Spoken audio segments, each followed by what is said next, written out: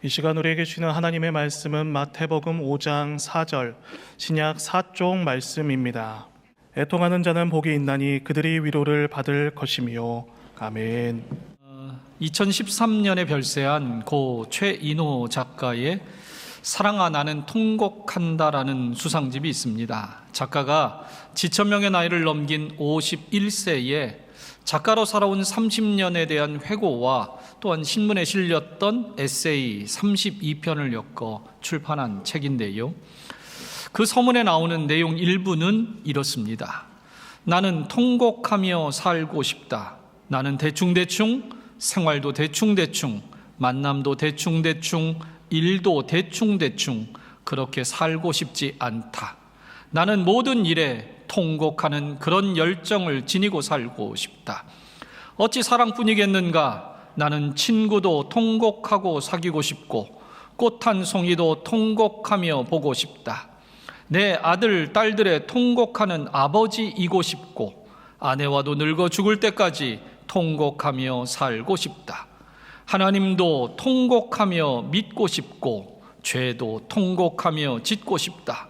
나는 통곡하는 인생을 살고 싶다. 기쁘면 기쁜 대로 통곡하고 슬프면 슬픈 대로 통곡하고 감사하면 감사한 대로 통곡하고 싶다.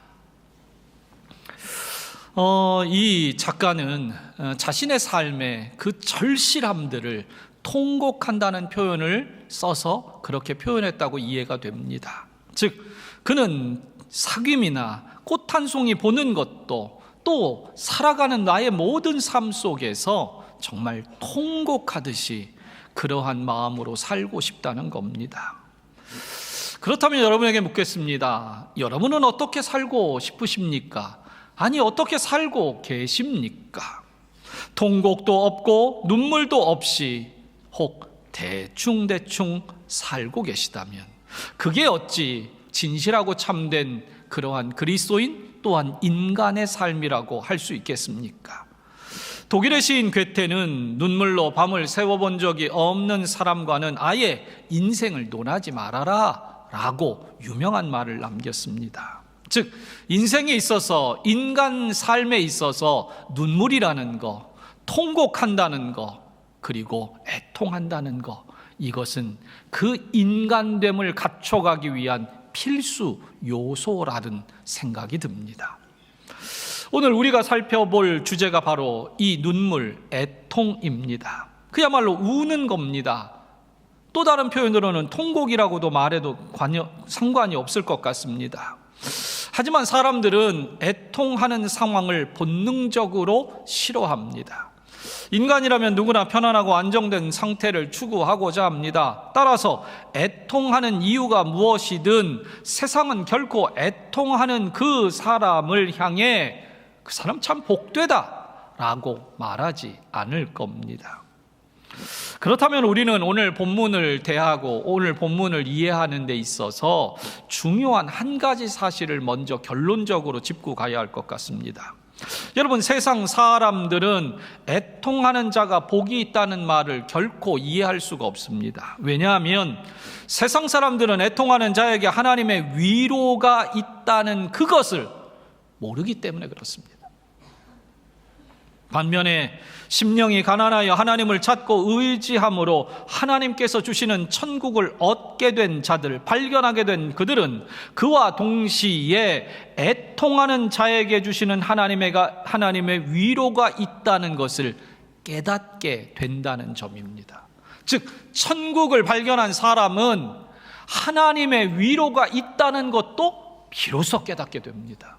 천국이 있다는 걸 몰랐을 때는 하나님의 위로가 있다는 것도 깨닫지 못합니다. 그러나 천국을 갖게 된 순간 하나님의 위로가 있구나 라고 깨달아진다는 겁니다. 그러므로 하나님을 향해 애통하는 자에게는 사람의 위로가 아니라 하나님의 위로가 있기 때문에 그 사람은 정말 복 있는 사람이 되는 겁니다. 그렇다면 오늘 여러분들도 오늘 이 설교를 통해 나는 하나님 앞에 애통하는 자인가? 나는 하나님의 위로를 받아 사는 자인가? 그 생각을 골똘히 해보시기를 부탁드립니다. 먼저 애통하는 것이 어떤 의미인지부터 우리는 생각해 보고자 합니다. 우리말 애통하다로 번역된 헬라어는 펜테오라는 단어인데요, 이것은 또 다른 단어로는 그냥 통곡하다라고 번역이 되어져 있습니다. 그런데 조금 더 부연해서 이 단어를 의미를 설명하기는 이렇습니다. 너무도 슬퍼서 가슴을 치며 소리내어 우는 것. 그러니까 이것은 어느 영화나 드라마의 한 장면처럼, 옆모습만 쫙 클로즈업 되면서 눈물 한 방울이 또로록, 그런 눈물이 아니라는 겁니다. 애통은 그야말로 내 애간장이 녹는 절절한 몸부림치는 그런 슬픔을 여기서 의미한다는 겁니다. 그렇다면 이러한 단어의 의미를 넘어 오늘 본문에서 예수님께서 애통하는 자, 그 애통을 어떤 의미로 쓰셨을까에 대해서도 우리는 생각해 봐야 합니다. 먼저 예수님께서 말씀하시는 애통은 심령이 가난한 자가 갖는 애통입니다. 왜냐하면 오늘 4절 말씀은 앞선 3절과 분명히 연결선상에 있기 때문에 그렇습니다. 별도의 것이 아니라는 점입니다. 팔복 전체가 그렇고요, 이어지는 본문 계속 예수님이 말씀하시는 이 복음의 내용, 산상수훈 전체가 사실은 다 연결되어 있습니다. 무엇과? 천국과 말입니다. 즉 가난한 영혼은 애통하는 영혼이 분명합니다. 또한 천국을 품은 자는 이제 영적인 애통이 무엇인지 깨닫게 된 자라는 겁니다. 오늘 이 3절과 4절을 연결해서 이해할 때 이 애통이라는 것은 천국 복음을 들을 때, 곧 하나님의 말씀을 들을 때 시작되는 애통이라고 말해볼 수 있습니다. 왜냐? 여러분, 하나님의 말씀을 들을 때 사람들에게 변화가 일어납니다. 바로 그 변화는 어떤 것이냐? 하나님의 말씀, 천국 복음이 우리에게 들릴 때 우리들에게 어김없이 찾아오는 첫 번째 충격이 있는데, 그것은 내가 죄인이라는 겁니다. 천국 복음은 누구에게나 예외가 없습니다. 아무리 착한 사람, 아무리 잘 배운 사람, 아무리 윤리 도덕적으로 뛰어난 사람, 아무리 어린 아이에게라도 복음이 전해질 때, 천국 복음이 전해질 때는 반드시 죄를 묻습니다. 바로 그러기 때문에 이 천국 복음이 우리에게 말씀이 들려올 때 우리는 비로소 죄에 대한 각성을 갖게 됩니다. 달리 말하면 죄의 각성과 죄에 대한 깨달음, 죄에 대한 인식이 없이는 누구도 애통하는 자가 될 수 없다는 얘기입니다. 없다는 얘기예요. 그러므로 신앙생활은 오늘 예수님이 말씀하시는 애통의 첫 번째 의미는 죄로 인한 애통이라고 해석해야 합니다. 즉 죄에 넘어지는 자신 때문에 애통하는 겁니다. 죄로 인해 하나님과 멀어졌을 때 그 멀어진 아픔으로 인하여 애통하는 겁니다. 누가복음 22장 60절 이하에는 베드로의 애통하는 장면이 이렇게 나옵니다. 베드로가 이르되 이 사람아, 나는 내가 하는 말을 알지 못하노라고 아직 말하고 있을 때에 닭이 곧 울더라. 주께서 돌이켜 베드로를 보시니 베드로가 주의 말씀 곧 오늘 닭 울기 전에 내가 3번 나를 부인하리라 하심이 생각나서 밖에 나가서 심히 통곡하니라. 그토록 자신을 사랑했던 주님을 배신한 자신의 연약함, 베드로는 자신이 얼마나 한심함이 얼마나 나약한지를 깨닫고는 밖에 나가 심히 통곡했다는 겁니다. 내가 얼마나 연약한지, 내가 주님을 따른다고 수없이 했지만 결국 부인하고 말았다는 겁니다. 그것을 깨달으니까, 나의 죄를, 나를 보게 되니까 비로소 애통이 시작된 겁니다. 로마서 7장을 보면 바울의 애통도 다른 관점으로, 표현으로 이렇게 등장합니다. 로마서 7장 19절에 내가 원하는 바 선은 행하지 아니하고 도리어 원하지 아니하는 바 악을 행하는도다. 24절에 오라 나는 곤고한 사람이로다. 이 사망의 몸에서 누가 나를 건져내랴. 사도 바울은 진심으로 하나님을 따르며 선을 행하며 살고 싶어 했습니다. 그는 정말 전심을 다해 그렇게 살고 싶어 했습니다. 그런데 도리어 자신이 그 악을 행하고 있다는 사실을 그는 깨달은 겁니다. 그래서 그는 나는 곤고한 사람이로다. 그 비탄과 애통 가운데 그는 스스로 낭망합니다. 여러분, 예수님 믿기 전에는 우리가 얼마든지 모를 수 있습니다. 그러나 예수님의 말씀, 곧 천국 복음, 예수님께서 들려주시는 하나님 나라의 천국 복음을 듣게 될 때 우리는 반드시 죄에 대한 각성이 일어나야 합니다. 그리고 이 죄에 대한 각성을 통해 우리가 애통하는 마음이 생겨야 됩니다. 이 죄가 얼마나 무서운지, 그리고 이 죄 때문에 내가 영영 죽을 수밖에 없는 존재라는 걸 인식해야 합니다. 그리고 비로소 그 순간 우리는 눈물을 흘릴 수밖에 없습니다. 아니, 감상적인 눈물이 아니라 몸부림치며 이 죄에서 누가 나를 건져낼 수 있을까? 우리는 애통하게 되는 겁니다. 위대한 설교자 스펄전 목사님이라는 분이 계십니다. 이분은 탁월한 설교자였습니다. 그런데 하루는 이분이 책상에 성경책을 펼쳐놓은 채 훌쩍이며 울고 있는 겁니다. 남편의 그 모습을 본 이상히 여긴 아내가 왜 우느냐고 물었습니다. 그러자 스펄전 목사님이 굉장히 침울한 얼굴로 이렇게 대답을 합니다. 여보, 오늘은 너무 슬픈 날이에요. 내가 성경을 펼치고 십자가를 묵상하는데도 아무 감동이 없으니 말이에요. 여러분, 오늘도 십자가는, 오늘도 하나님의 말씀은 우리를 애통하게 합니다. 십자가를 바라보면서도 애통하지 못한다면, 하나님의 말씀을 들으면서도 죄에 대한 깨달음이 없다면, 그래하여 하나님과 멀어진 나와의 관계, 하나님과 나의 관계가 멀어진 그것 때문에 애통함이 생기지 않는다면 슬픈 날입니다. 불행한 겁니다. 여러분은 지금 영적으로 어떠십니까? 십자가를 보며 말씀을 들으며 영적인 애통을 하고 계십니까? 만일 그렇다면 여러분은 행복한 사람입니다. 한편으로 이러한 영적인 죄와 관련된 애통만 있는 것은 아닙니다. 이 애통, 예수님께서 애통이라고 한 이 부분에 대하여 많은 성경학자들은 또 다른 부분도 함께 짚습니다. 그것은 뭐냐? 이 땅에 살면서 만나는, 우리 인생이 겪게 되는, 인생에 닥치는 모든 문제와 고통으로 인한 애통입니다.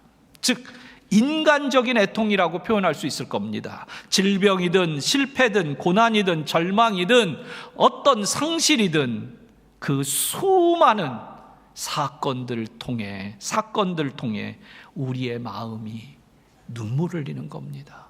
어찌 해결할 수 없어서 어떤 해결의 방법도 몰라서 우는 겁니다. 그런데 여러분, 이런 애통은 하나님을 찾게 한다는 겁니다. 그러므로 가난한 자는 반드시 천국을 얻게 될 것이고, 천국의 복음을 듣게 된 자는 자신의 죄에 대한 문제뿐만 아니라 자신이 겪고 있는 인생의 수많은 실패와 좌절들에 대하여 애통하는 마음을 가지고 하나님을 찾게 된다는 겁니다. 정리하면, 여러분, 죄로 인한 애통이든 삶의 고통으로 인한 애통이든 무슨 애통이든, 여러분, 내가 할 수 없다고 느껴지면 바로 그 순간 하나님 앞에 애통하는 자가 되어 울어야 합니다. 그러면 거기서 끝나느냐? 오늘 앞서서 말씀드린 대로 하나님은 그런 사람에게 애통하는 자가 되기만 하면 어김없이 하나님의 위로를 더해 주신다는 겁니다. 그렇다면 애통하는 자는 이제 오직 하나님의 위로를 받아 살 수 있다는 것, 이것을 우리는 마음속에 담아야 합니다. 애통하는 자는 세상의 위로로는 안 됩니다. 오직 하나님께서 주시는 위로를 받아야만 살 수 있다는 겁니다. 오늘 본문에 위로라는 말은 헬라어로 파라칼레오라는 단어인데요, 이 단어는 무엇 곁에라는 파라라는 뜻과 간청하다, 위로하다, 격려하다, 변호하다라는 뜻의 칼레오라는 단어가 합쳐졌습니다. 그래서 곁에서 위로하다, 곁에서 변호하다라는 그러한 동사입니다. 그런데 이 파라칼레오라는 동사에서 신약 성경에서 굉장히 중요하게 사용된, 특별하게 사용된 단어 하나가 나옵니다. 바로 신약 성경의 보혜사라는 단어가 여기서 나옵니다. 파라칼레오에서 명사로 파라클레토스라는 단어가 나오는데, 직역하면 곁에서 위로하는 분, 위로자도 되고요, 변호사도 됩니다. 직업적인 변호사가 아니라 변호하는 사람이 됩니다. 그런데 이 보혜사라는 단어에 대해서 요한복음 14장에서 예수님께서 이런 언급을 합니다. 좀 긴 언급인데요, 요한복음 14장 16절에 내가 아버지께 구하겠으니 그가 또 다른 보혜사를 너희에게 주사 영원토록 너희와 함께 있게 하리니, 또 26절에서는 보혜사 곧 아버지께서 내 이름으로 보내실 성령, 그가 너희에게 모든 것을 가르치고 내가 너희에게 말한 모든 것을 생각나게 하리라 얘기합니다.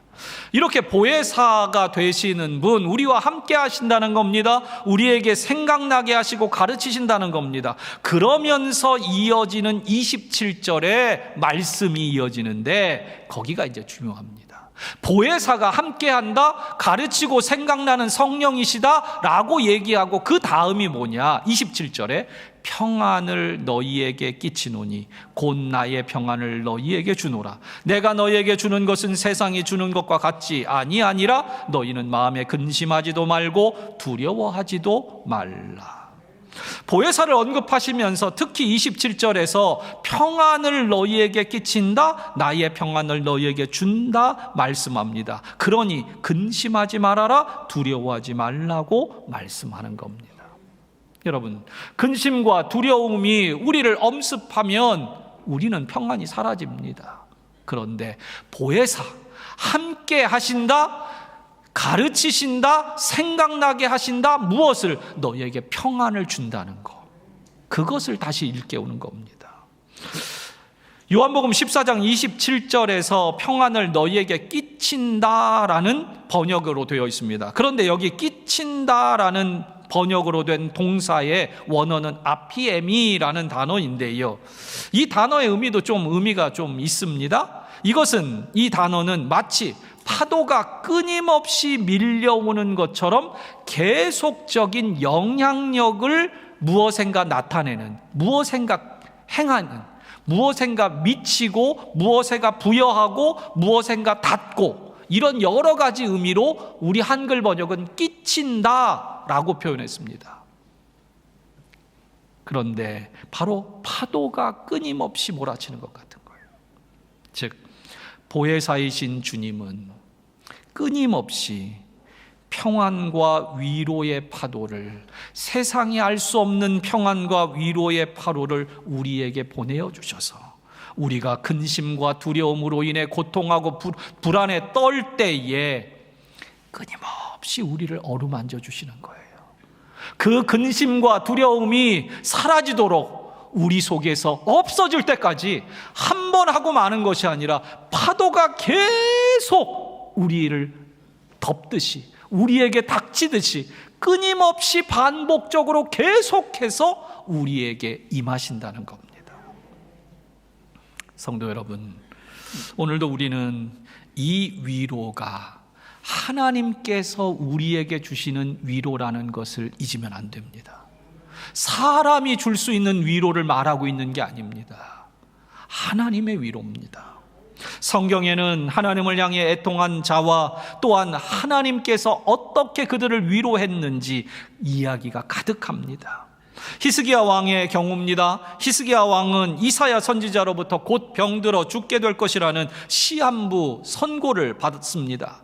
그때 히스기야가 무엇을 했느냐? 열왕기하 20장 2절과 3절에 히스기야가 낯을 벽으로 향하고 여호와께 기도하여 히스기야가 심히 통곡하더라 라고 되어 있습니다. 여러분, 히스기야는 죽음의 문제 앞에, 자기가 불안하고 두렵고 평안이 사라진 그 죽음의 앞에 그는 하나님을 향해 기도했다는 겁니다. 그리고 그는 하나님 앞에 기도하되 심히 통곡하고 애통했다는 겁니다. 그러자 하나님께서 바로 연이어 열왕기하 20장 5절과 6절에 말씀합니다. 내가 내 기도를 들었고 내 눈물을 보았노라. 내가 너를 낫게 하리니 내가 내 날에 15년을 더할 것이며 라고 얘기합니다. 히스기야의 애통을 듣고 보신 그 눈물, 그 통곡과 애통을 듣고 보신 하나님께서 그에게 위로를 하시는데 어떤 위로냐? 생명을 연장해 주시는 위로로 그에게 세상이 줄 수 없는 생명을 그에게 부여하셨다라는 겁니다. 한나의 경우입니다. 우리가 아는 대로 그녀는 자식이 없었습니다. 그래서 매년 하나님께 가족들이 절기 때마다 찾아가서 예루살렘에서 제사를 드리는데, 예배를 하는데 그때마다 너무 괴로운 겁니다. 사무엘상 1장 10절에 보면 한나가 마음이 괴로워서 여호와께 기도하고 통곡했습니다. 그때 애통하는 그녀의 기도를 하나님께서 어김없이 들으셨습니다. 마음이 괴로운 여자여서 하나님 앞에 애통했더니 하나님은 어김없이 들으셨습니다. 그리고 그녀를 위로하셨는데 어떻게 위로하셨냐? 1장 27절에 이 아이를 위하여 내가 기도하였더니 내가 구하여 기도한 바를 여호와께서 허락하신지라. 여러분, 하나님은 어김없이 우리가 하나님을 향해 애통하기만 하면 세상이 줄 수 없는 생명, 세상이 줄 수 없는 자녀, 세상이 줄 수 없는 평안, 세상이 줄 수 없는 위로를 우리에게 어김없이 주신다는 겁니다. 그런데 여러분, 이 땅에 사는 그 사람들만 그렇게 애통한 게 아닙니다. 예수님도 애통하셨습니다. 히브리서 5장 7절에 그는 육체에 계실 때에 자기를 죽음에서 능히 구원하실 이에게 심한 통곡과 눈물로 간구와 소원을 올렸고 그의 경건하심으로 말미암아 들으심을 얻었느니라. 그렇습니다. 여러분, 예수님도 이 땅에 사시는 동안 죄 때문이 아닙니다. 그 육체를 가지고 수많은 사람들을 구원하기 위하여 찾아다니시면서 갖가지 고통과 어려움에 직면할 때마다 그 모든 이 땅에서의 애통거리들을 가지고 하나님께 간구와 소원으로 애통으로 올렸다는 겁니다. 그러자 하나님께서는 어김없이 들으셨다는 겁니다. 그렇다면 하물며 우리겠습니까? 이 땅에서 우리는 그럼 어떠해야 됩니까? 우리도 울어야 합니다. 우리도 애통해야 됩니다. 요한 클리마쿠스라는 사람은 이런 말을 합니다. 이 다음에 죽어서 우리는 기적을 행하지 못했다고 혼나지는 않을 것이다. 신학자나 명상가가 되지 못했다고 책망받지도 않을 것이다. 그러나 끊임없이 애통하지 않은 것에 대해서는 반드시 하나님께 설명해야 할 것이다. 여러분, 애통하는 자는 한 번 어쩌다 애통하는 것이 아닙니다. 자신의 전생애를 다하여 날마다 죄로 인해 애통할 뿐만 아니라 자기 삶에 벌어지는 수많은 고난과 실패와 역경과 내가 해결할 수 없는 수많은 문제를 가지고 하나님 앞에 애통하는 자가 되는 겁니다. 그러면 어떻게 됩니까? 하나님은 어김없이 해결해 주십니다. 이사야 선지자는 이사야 66장 2절에 우리에게 다시금 중요한 하나님의 사실을 일깨웁니다. 나 여호와가 말하노라. 무릇 마음이 가난하고 심령에 통회하며 내 말을 듣고 떠는 자, 그 사람은 내가 돌보려니와. 여러분, 마음이 가난하고 애통할 때 하나님께 찾아와 하나님의 말씀을 듣고자 하면 하나님은 어김없이 돌보아 주십니다. 돌보아 주십니다. 말씀을 맺겠습니다. 국내 암 치료 분야에서 손꼽히는 외과 전문의인 이병욱 박사님이라는 분이 계십니다. 암을 손님처럼 대접하라라는 책이, 이분의 책이 꽤 많이 팔린 걸로 압니다. 현재는 대암 클리닉이라는 그 암센터의 원장님으로 있고, 그리고 유튜브 채널을 통해서 더 많은 사람들에게 암에 대한 그런 여러 가지 이야기들을 잘 알려주고 계신 분입니다. 이분은 정말 신실한 그리스도인입니다. 그런데 이분이 가족 중에서 제일 처음 혼자 믿게 됐어요. 예수님을. 어떻게 했냐? 너무 예수 믿으니까 너무 기쁜 겁니다. 그래서 부모님도, 할머니, 할아버지도, 심지어 모든 형제들도, 친척들도 다 전도를 했습니다. 그리고 의대 졸업반부터 30년이 넘도록 필리핀 의료 선교를 지속했고요. 이 이병욱 박사님은 특별히 암 환자들을 수술하는 거 아닙니까? 그러다 보니 그 환자들을 자주 접해요. 그런데 찾아오는 환자분들이, 암 환자분들이 살만한 분들이 오는 게 아닙니다. 이분한테는 아주 손꼽히는 암 외과 수술 의사다 보니 마지막 정말 처절한 순간에 오는 거예요. 그러면 살려달라고 그러는 그 환자의 손을 붙잡고 이분도 함께 기도를 한답니다. 그것도 눈물을 흘려 말입니다. 2008년에 출판한 울어야 삽니다라는 그분의 책에는 이렇게 적혀 있습니다. 모든 눈물은 겸손하고 부드럽습니다. 그 눈물이 흐를 때 단단히 맺혔던 마음이 녹아내립니다. 부드러운 눈물이 단단한 상처와 굳은 마음을 이기기 때문입니다. 탁월한 통찰이 아닐 수 없습니다. 그러면서 그분은 삶에 대한 근심이나 분노가 아니라 눈물을 흘리며 애통하라고 그 책에서 강조합니다. 눈물은 우리 영혼을 회복시키는 자리로 우리를 초대합니다. 회복으로 가는 초청장이 바로 눈물입니다. 마음의 짐을 벗고 엎드리십시오. 울어야 삽니다. 더불어 저는 한 시인을 더 소개합니다. 신앙심 깊은 마종기 시인은 기도라는 시에서 이렇게 고백을 하고 있습니다. 하나님, 나를 이유 없이 울게 하소서. 눈물 속에서 당신을 보게 하시고 눈물 속에서 사람을 만나게 하시고 죽어서는 그들의 눈물로 지내게 하소서.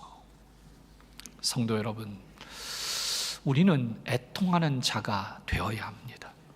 심령이 가난한 자는 반드시 애통하는 자입니다.